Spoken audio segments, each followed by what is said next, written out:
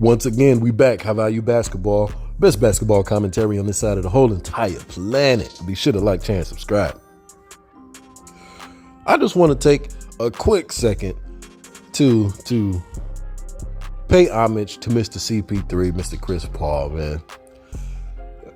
It's got to be rough all of a sudden, man. I hope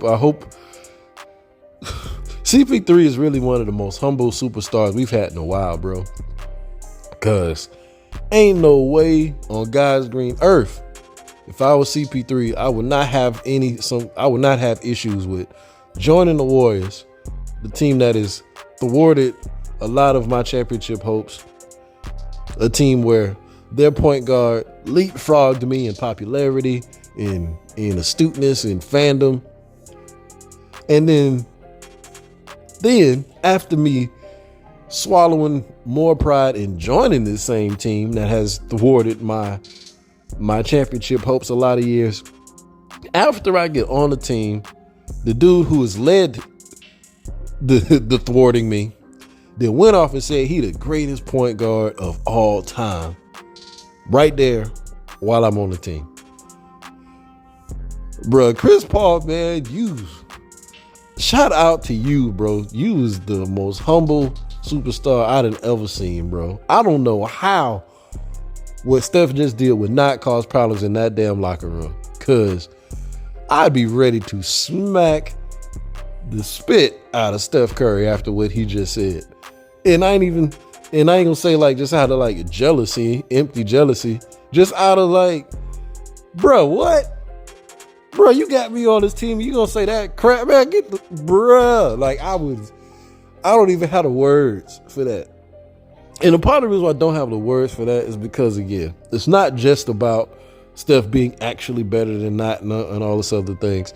We have to remember that a part of a player's legacy is greatly tied to their ability to win or not.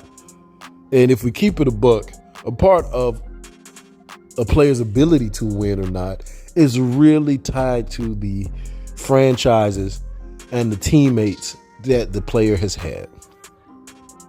And if we look back at CP3's career, he unfortunately gets lowered.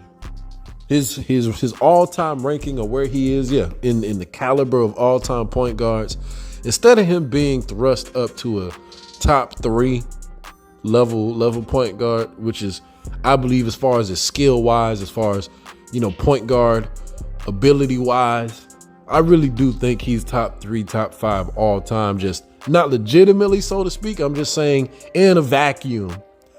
Chris Paul, I mean, they call the man the point god for a reason. That was a actually well-earned nickname, not when he dubbed himself. That was something the fans had dubbed him, because he's always been a maestro at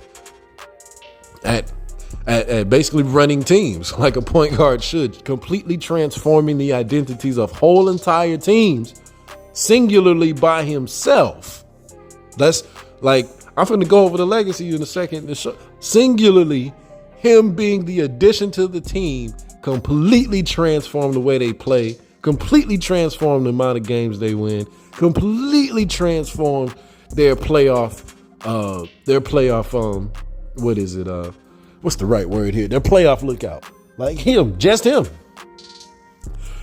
If we go to when he was drafted to the Hornets were a middling team that barely was making the playoffs at all. Chris Paul shows up and they immediately become a playoff team. Chris Paul, especially before his meniscus tear, where they completely removed his meniscus, the dude was doing all of the point guard things that we know him to do, while also lethally dunking on people. He was out there he was out there literally being Monte Ellis with the hops, because that's a short guy who could dunk, while also being the point guard that we know Chris Paul to be. He was doing both of those things at the same time. We had never seen anything like that. And then after his meniscus tear, he said, forget it. Okay, to lengthen my career, I will give up leaping and jumping and dunking on people like Baron Davis while I'm also being a point guard. I will just be a point guard. And in the process of him doing so, that made him even better. And he got the Hornets to the playoffs and made them a playoff threat in the Western Conference, because they were in the Western Conference because they was in New Orleans for that temporary time. And this is where the whole legacy altering goes into play, because, again, folks have forgotten. He was so good. Chris Paul was so freaking good that when the trade happened to send him to Los Angeles to play with Kobe Bryant and Paul Gasol and Lamar Odom, the league vetoed the trade. Of course, there are the circumstances that, you know, the league actually owned the team at that time, so they didn't want to like have this weird conflict of interest, it seemed like, to try to promote super teams and all of this weird, just kind of muddying of the waters. You know, they didn't want to tank the team that they owned because they was trying to sell it, which doesn't make any sense because they ended up trading him anyway. So that's a total crock of crap. But the reality is, Chris Paul was so good that the league did not want him to play with Kobe because they did not want a Miami Heat type team to show up. They did not want a KD and the Warriors type team to show up. They actually believed that if that team showed up, it was going to destroy the watchability of basketball because it was going to be that much of an unfair advantage. They believed that allowing the Lakers to get, again, another traded superstar was just going to prop up the long-term legacy that the Lakers always had of farming the best players to their team, where it just made it seem like every other team was just a JV team to farm eventually and take away the best players, because the best players would always go to LA and always keep the superstar legacy going.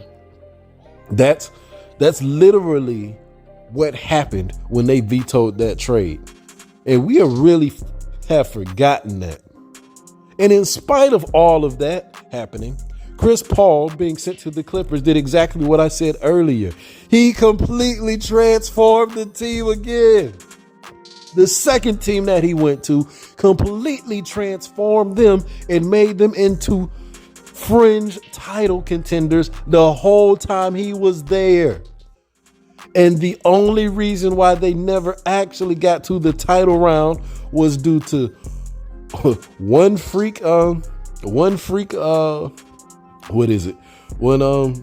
playoff series with the Houston Rockets that was freakily undone by them. Again, that's on him. But every other playoff series was marred by injuries. And not everyone was his injury. Somebody else on the team got injured. If the team actually had all of their ducks in a row with non-injuries, they had multiple years that they could have gone to the NBA Finals and completely changed the whole legacy of the Clippers, the most cursed franchise in the NBA, and him literally being the singular addition to the team that would have transformed them. And he did transform them. We all know what Lob City was, what that whole era was. That was because of Chris Paul. And then what happens? He gets traded again, or free agency, whatever, to the Houston Rockets. People swore that it wasn't going to work. Because how does it even work? It doesn't make any sense with James Harden. And they turned him into the best team into the West. The number 2 team behind the KD freaking Warriors. And same thing while he was there. If it wasn't for weird freak injuries, if it wasn't for terrible coaching decisions and shooting selection, and yes, if it wasn't for KD actually being on the Warriors and making the type of team that CP3 was going to be on in the Lakers back in the day, they would have definitely gone to the championship round, if not won one. And he would have been, if not the leader, the 1B to Harden's 1A. 1-2 punching it. Oh, wait, there's more. He then gets traded to the Oklahoma City Thunder.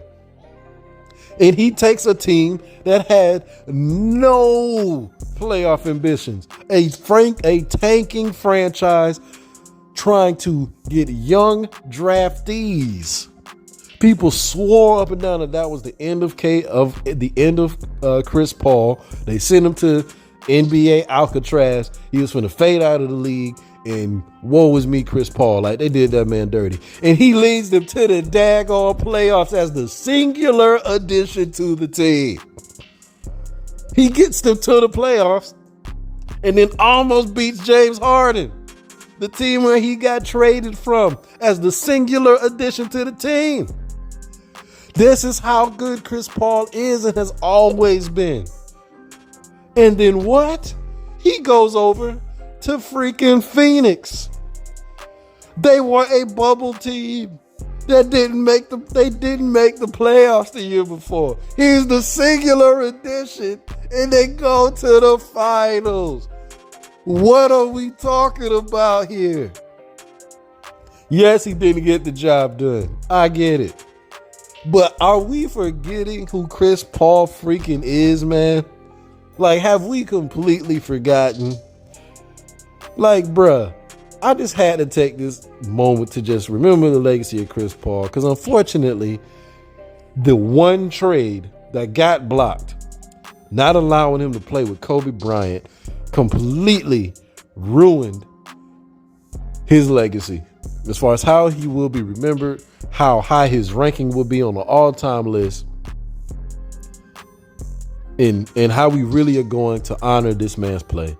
Because now him being a bench player, coming off the bench on the same team with the guy who leapfrogged him in his years with the Clippers, that is going to put a nail in the coffin with how people respect who Chris Paul is. And Chris Paul allows it, not say allows it, but he allows himself to participate in it because he really is that humble and that much of a person who wants to win. Now he just say, F it. Respect be dang. I want to win a chip. So, man, shout out to Chris Paul, man. We can't let the legacy be forgotten, at least not over here anyway. High value basketball. Love y'all. Like, share, and subscribe. Peace.